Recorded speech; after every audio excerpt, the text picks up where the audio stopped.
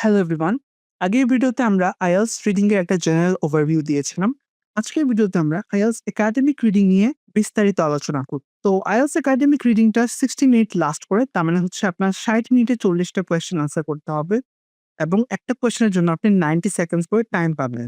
এবং এটাতে টোটাল ৩ টা প্যাসেজেস থাকে। ৩ টা প্যাসেজ থাকে, প্যাসেজ 1, প্যাসেজ 2 এবং প্যাসেজ 3 এবং টোটাল হচ্ছে আপনার ২১৫০ থেকে ২৭৫০ ওয়ার্ড থাকতে পারে। তার মানে হচ্ছে অ্যারাউন্ড ধরে নিলাম যে 2000 থেকে 3000 ওয়ার্ডস হতে পারে ইন টোটাল ৩ টা প্যাসেজ মিলিয়ে। এখানে ৪০ টা কোয়েশ্চেন থাকে এবং ৪০ টা কোয়েশ্চেনের হচ্ছে ডিফিকাল্টি ইনক্রিজ হতে থাকে। ধরেন ১ম ১৩ টা কোয়েশ্চেনের ডিফিকাল্টি একটু কম থাকে। তার পরবর্তী প্যাসেজের যে ১৩ টা কোয়েশ্চেন সেগুলোর ডিফিকাল্টি একটু বেশি থাকে এবং লাস্টলি প্যাসেজ 3 এর যে ১৪ টা কোয়েশ্চেন সেগুলোর ডিফিকাল্টি একটু বেশি থাকে। তো with increasing difficulty for the questions এবং এখানে টেক্সটগুলো হয়ে থাকে জার্নাল থেকে, বিভিন্ন একাডেমিক বুকস থেকে, বিভিন্ন ম্যাগাজিনস থেকে কিংবা নিউজ পেপারস থেকে। তার মানে হচ্ছে একাডেমিক সোর্সেস বা হচ্ছে বা সেসব সোর্সেস যেগুলো একাডেমিক রিডিং এর ক্ষেত্রে প্রযোজ্য সেগুলোর থেকে নেওয়া হয়ে থাকে। সো এগুলা কি হতে পারে? ধরেন এগুলো হতে পারে রিসার্চ পেপারস,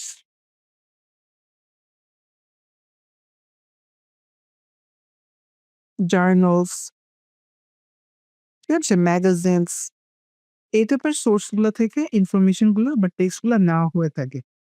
এগুলো হচ্ছে আপনার একাডেমিক রিডিং স্কিলটা টেস্ট করে এই একাডেমিক রিডিংটা।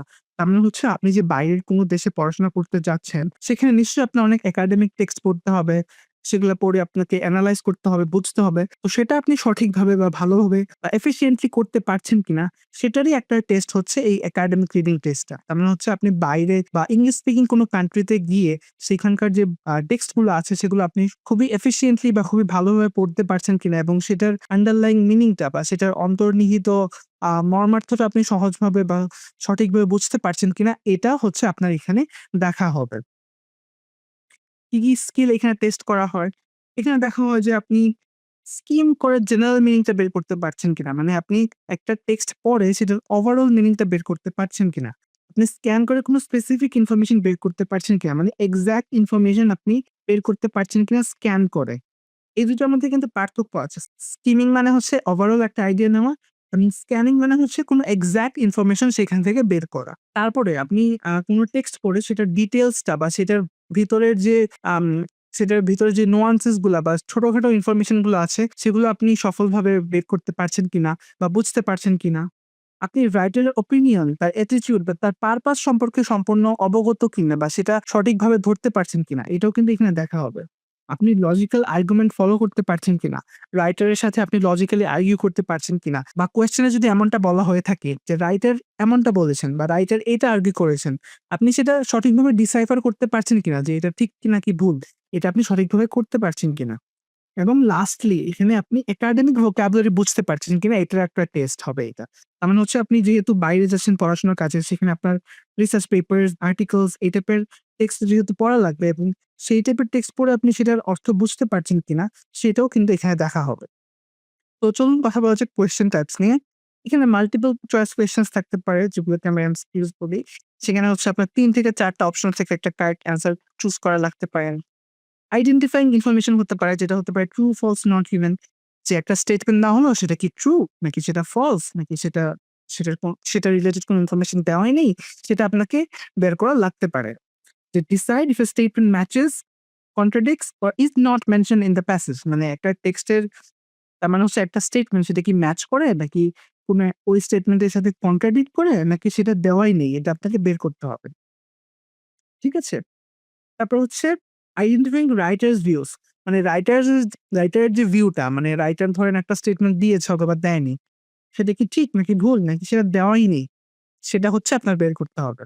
Decide whether the writer agrees, disagrees or does not mention that statement তার মানে হচ্ছে রাইটার একটা স্টেটমেন্টের সাথে এগ্রি করে কিনা নাকি ডিসএগ্রি করে নাকি সেটা মেনশনই করা নাই সেটাও আপনাকে বের করতে হবে। তারপর হচ্ছে ম্যাচিং হেডিংস। এটাকে সবাই অনেক ভয় পায়। এটা মনে করে যে ম্যাচিং হেডিংস মানেই হচ্ছে সেটা তারা কোনোভাবেই পারবে না। বাট ম্যাচিং হেডিংস কিন্তু অতটাও ডিফিকাল্ট না। আপনি যদি নিয়মিত প্র্যাকটিস করেন দেখবেন এটাও আপনার কাছে অনেকটাই পানির মতো সহজ হয়ে গিয়েছে। এখানে কি থাকে? এখানে কতগুলা হেডিংস থাকে মানে কতগুলা হচ্ছে আপনার এখানে ধরেন কতগুলো প্যারাগ্রাফ আছে। ধরেন paragraph A, paragraph B, paragraph C, paragraph D এবং এগুলোর জন্য কতগুলো হেডিংস দেওয়া থাকে। সেখান থেকে কারেক্ট হেডিংস নিয়ে আপনার প্রত্যেকটা প্যারাগ্রাফের সাথে বসাতে হবে। মানে প্যারাগ্রাফ এ এর হেডিং ধরেন এটা এ, প্যারাগ্রাফ বি এর হেডিং ধরলাম এটা সি। তো এভাবে করে আপনি সঠিকভাবে হেডিংটা ম্যাচ করতে পারছেন কিনা একটা প্যারাগ্রাফের সাথে সেটা এখানে দেখা হবে বা দেখা হয়ে থাকে। তারপরে আসে হচ্ছে ম্যাচিং ফিচার্স। ম্যাচিং হেডিং হচ্ছে match a heading to each paragraph or section, মানে একটা সেকশন অথবা প্যারাগ্রাফের সাথে একটা হেডিং ম্যাচ করা। তারপরে আসে হচ্ছে ম্যাচিং ফিচার্স। সেখানে হচ্ছে আপনার ম্যাচ পিপল, মানে কোনো ব্যক্তির নামের সাথে তিনি কি বলেছেন বা তিনি কি কাজ করেছেন সেটা ম্যাচ করা লাগতে পারে।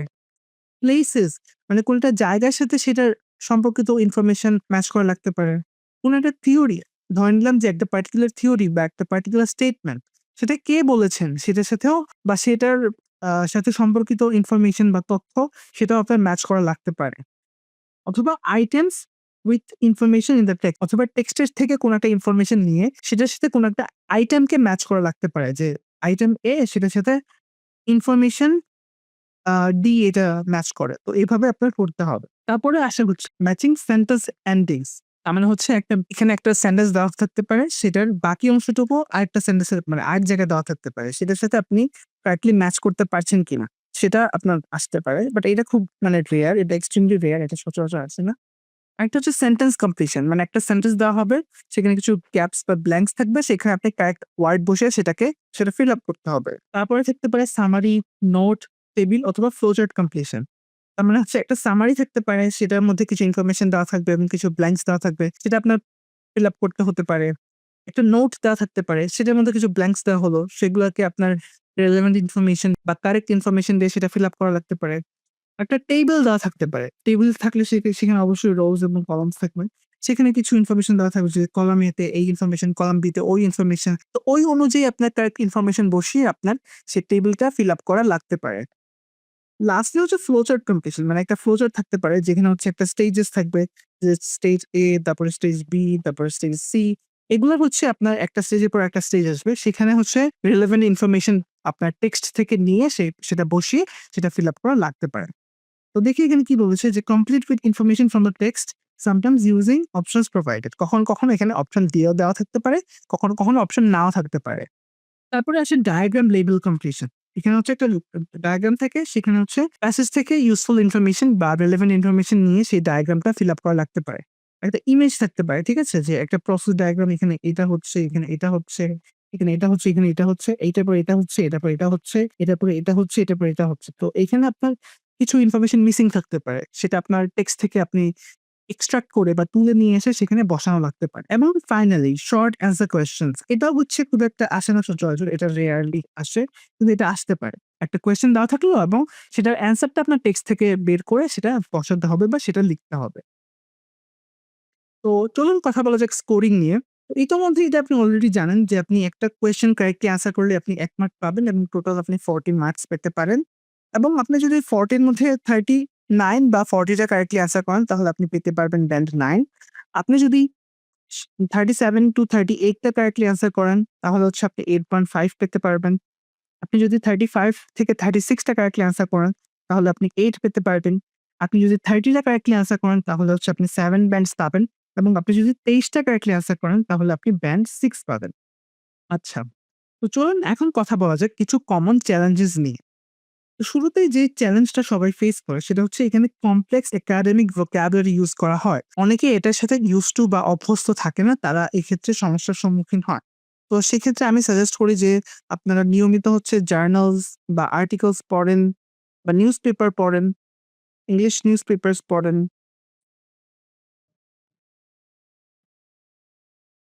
ঠিক আছে? এগুলো হচ্ছে নিয়মিত পড়েন। অথবা আপনি IELTS এর অথবা আপনি কেমব্রিজের যে প্র্যাকটিস টেস্টস গুলো আছে সেগুলো নিয়মিত সলভ করতে থাকেন, তাহলে নিশ্চয়ই আপনি ওয়ার্ডস গুলোর সাথে নিজেকে ফ্যামিলিয়ারাইজ করতে পারবেন। তারপরে এখানে একটা সবাই যে সমস্যাটা ফেস করে যে এখানে লং ডেন্স টেক্সট থাকে। তার মানে অনেক বড় টেক্সট থাকে, অনেক ডেন্স টেক্সট থাকে, মানে টেক্সটের ভিতরে অনেক বেশি ইনফরমেশন থাকে এবং ডিটেইলড আর্গুমেন্টস থাকে। মানে অনেক বেশি জটিল, মানে একটা আর্গুমেন্ট অনেক জটিলভাবে অনেক হচ্ছে কমপ্লেক্স ওয়েতে সেটা হচ্ছে প্রেজেন্ট করা হয়ে থাকে। তো সেটা পড়ে অনেকে হচ্ছে সেটা পড়ে অনেক হতাশাগ্রস্ত বোধ করে যে এটা আমার দ্বারা হবে না। বাট এরকমটা ঠিক না। আপনি যদি প্র্যাকটিস করতে থাকেন তাহলে অবশ্যই আপনি এটার সাথে used to হয়ে যাবেন। তারপরে হচ্ছে অনেকে টাইম প্রেশার ফিল করে। অনেকে আছে ১ ঘন্টার মধ্যে এটা শেষ করতে পারে না। এখানে বলা হয়ে থাকে যে 20 মিনিটস পার প্যাসেজ আপনি নেওয়ার জন্য। কিন্তু আপনি চাইলে ১ম প্যাসেজের জন্য ধরেন 15 15 মিনিটস নিলেন, 2nd প্যাসেজের জন্য আপনি 20 মিনিটস নিলেন এবং 3rd প্যাসেজের জন্য আপনি 25 মিনিটস নিলেন। এটা আপনি চাইলে করতে পারেন। ঠিক আছে? তারপরে হচ্ছে অনেক সময় কি হয়ে থাকে যে সিমিলার আনসার থাকে। অনেকে হচ্ছে ম্যাচিং হেডিং করতে গিয়ে দেখা যায় যে একটা হেডিং মনে করে যে ২ টারই আনসার। কিন্তু এরকমটা কখনোই হয় না। যে একটা হেডিং কখনোই ২ টারই আনসার হবে না। তো এই টাইপের ট্র্যাপে অনেকে ফল করে। তো এইগুলো এড়ানোর সবচেয়ে বড় বা সবচেয়ে ইজিয়েস্ট ওয়ে হচ্ছে বেশি, বেশি করে প্র্যাকটিস করা। প্র্যাকটিসের কোনো বিকল্প নেই। অনেকে কি করে যে distinguishing between true, false, not given অনেকে এটা মনে করে যে কোনো একটা ইনফরমেশন যদি দেওয়া না থাকে সেটা হয়তো অটোমেটিক্যালি ফলস হয়ে যাবে বা কিন্তু না এটা রং। কোনো একটা ইনফরমেশন যদি দেওয়া না থাকে সেটা হচ্ছে নট গিভেন হবে। সেটা ফলস হবে না। ঠিক আছে? অনেকে এটা হচ্ছে এই যে এটার সাথে কনফিউজড হয়ে যায় যে এটা কি নট গিভেন হবে নাকি ফলস হবে। তো চলুন কথা বলা যাক কিছু স্ট্র্যাটেজিস এবং টিপস নিয়ে। তো ১ম এ আপনি কি করবেন? প্যাসেজটা ফার্স্ট এ স্কিম করবেন একটা ওভারঅল আইডিয়া পাওয়ার জন্য। ঠিক আছে? তারপরে হচ্ছে কিওয়ার্ডস গুলো আন্ডারলাইন করবেন। ধরেন কিছু কিওয়ার্ডস আছে যেমন হচ্ছে একটা কিওয়ার্ড আছে ধরেন আম রিভার, ঠিক আছে? ধরেন রিভার নিয়ে কথা বলছি সেটা আন্ডারলাইন করলেন। একটা ওয়ার্ড আছে ধরেন হচ্ছে আম উম উম স্পোর্টসম্যান, ঠিক আছে? তো মানে আপনি হচ্ছে এই ওয়ার্ড গুলা হয়তো আপনি কোয়েশ্চেন এ পেয়েছেন। আপনি সিমিলার ওয়ার্ডস গুলো হচ্ছে রিডিং প্যাসেজ গুলাতে খুঁজবেন। সেগুলো পেলেই আন্ডারলাইন করবেন। তারপরে যখন আপনি হচ্ছে একবার আপনার হচ্ছে সেটা স্কিম করা শেষ বা কিছু ওয়ার্ড আন্ডারলাইন করা শেষ, তখন হচ্ছে আপনি এক্সাক্ট ওয়ার্ড খুঁজে পাওয়ার জন্য স্ক্যান করবেন টেক্সটটা। স্ক্যান করা মানে হচ্ছে কোন একটা এক্সাক্ট ইনফরমেশন খুঁজে বের করা। ঠিক আছে? তো কোন স্পেসিফিক ডিটেইলস বা স্পেসিফিক ইনফরমেশন পেতে চাইলে আপনাকে স্ক্যান করতে হবে। তারপর হচ্ছে আপনি মানে টাইম ম্যানেজমেন্ট এর বিষয়ে অনেক বেশি কেয়ারফুল বা সতর্ক থাকতে হবে যে আপনি যাতে একটা কোয়েশ্চেন এ খুব বেশি টাইম নষ্ট না করেন। যদি দেখেন যে একটা কোয়েশ্চেন পারছেন না, অনেক সময় চলে গেছে, তাহলে সেটা ছেড়ে এটাতে মুভ টু অ্যানাদার ওয়ান মানে এটা ছেড়ে অন্য একটাতে চলে যাবেন। ঠিক আছে? অন্য একটা কোয়েশ্চেন এ চলে যাবেন। তারপরে যদি আপনার হাতে সময় থাকে তাহলে আপনি ওটাতে আবার ব্যাক করবেন। কিন্তু একটা কোয়েশ্চেন এ বেশিক্ষণ স্টাক থাকা যাবে না। মানে বেশিক্ষণ বসে থাকা যাবে না। তারপরে হচ্ছে একাডেমিক ভোকাবুলারি রেগুলারলি ইউজ করতে হবে বা প্র্যাকটিস করতে হবে। আমি কি বলেছিলাম একটু আগে যে আপনার বেশি করে নিউজ পেপারস বা জার্নালস এগুলো বেশি করে পড়তে হবে। তারপরে হচ্ছে ওয়ার্ড লিমিটের প্রতি অ্যাটেনশন দিতে হবে বা খেয়াল রাখতে হবে যে এখানে এক কোয়েশ্চেনে কি বলা হচ্ছে যে 1 ওয়ার্ড অনলি নাকি 2 ওয়ার্ডস নাকি 3 ওয়ার্ডস অনলি।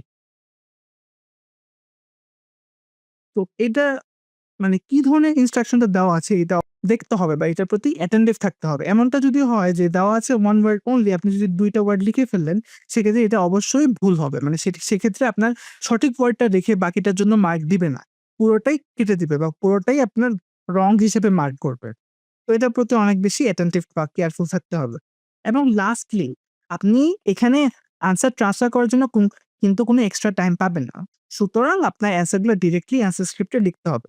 আপনার অ্যান্সার গুলো অ্যান্সার শিটে লিখতে হবে। নো এক্সট্রা টাইম গিভেন মানে কোনো এক্সট্রা টাইম দেওয়া হবে না। তো ইন কনক্লুশন এ বলা যায় এটা হচ্ছে একটা high level reading comprehension test মানে একাডেমিক রিডিংটা। এখানে দেখা হয় যে আপনি আর্গুমেন্ট আন্ডারস্ট্যান্ড করতে পারছেন কিনা, আপনি ডিটেইল রেকগনাইজ করতে পারছেন কিনা এবং কমপ্লেক্স ভোকাবুলারি হ্যান্ডেল করতে পারছেন কিনা। এটার ক্ষেত্রে আপনার সাকসেসটা ডিপেন্ড করবে কিসের উপর? আপনার প্র্যাকটিসের উপর, স্পিডের উপর এবং স্ট্রং রিডিং স্ট্র্যাটেজিস এর উপর। তার মানে কি? প্র্যাকটিসটা হচ্ছে কি? আপনার বেশি, বেশি করে প্র্যাকটিস করতে হবে এবং প্র্যাকটিস কোথা থেকে করতে হবে? কেমব্রিজ বুকস থেকে। আপনার কাছে যদি কেমব্রিজ বুকস 10 থেকে 20 থাকে তাহলে মোর দ্যান এনাফ। এগুলা যদি আপনি নিয়মিত প্র্যাকটিস করেন, এই ১১ টা বই তাহলে সেটা মোর দ্যান এনাফ হবে এবং আপনি যদি এগুলো সফলভাবে বা খুবই attentively যদি সলভ করতে পারেন তাহলে at the end of the day আপনি খুবই একটা ভালো ব্যান্ড স্কোর আশা করতে পারবেন। এমনটা আশা করাই যায়। তো আজকের মতো এই ভিডিওটা এখান পর্যন্তই। আপনাদের সাথে দেখা হবে আমাদের পরবর্তী ভিডিওতে। ধন্যবাদ সবাইকে। তো আজকের মতো এই ভিডিওটা এখানেই শেষ করছি। আপনাদের সাথে দেখা হবে আমাদের পরবর্তী ভিডিওতে। ধন্যবাদ সবাইকে।